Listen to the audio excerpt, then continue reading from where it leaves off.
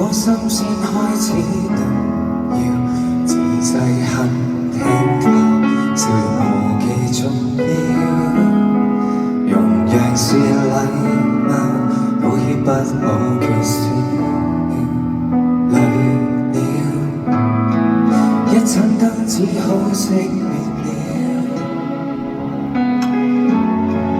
一粒星顯得更寂寥。難道我寧願他人可，最後連想講出感覺亦怕很無聊，存在亦變假，多麼少，誰會喜歡聽我吐苦水？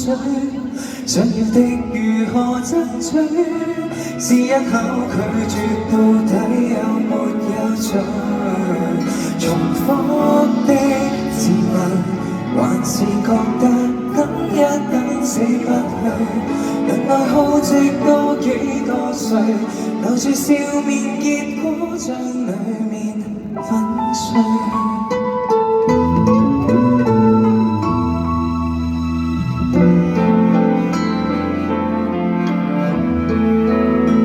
再怪原生家庭管得很，我未能圈出界線，可怎麼不分？任何事亦太上心，太着緊。誰會喜歡聽我吐苦水？想要的如何爭取？是一口拒絕到底有沒有罪？重複的自問，回頭又覺得不說更加乾脆。人愛好直到多麼氣餒，留住笑面偏偏一切沒興趣。我要可以留住身邊的佢，和平到懷疑着人生，徘徊在世上有什麼好興奮？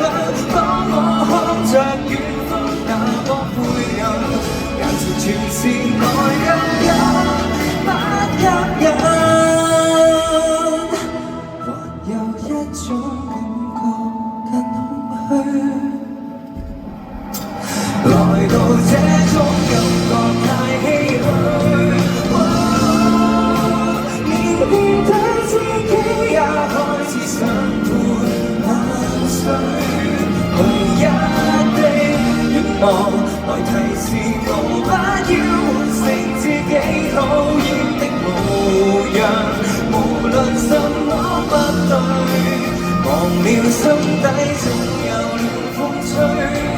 不要哭，為何不溫柔這一刻？來撫心自問，仍能如孩子笑着睡，能量已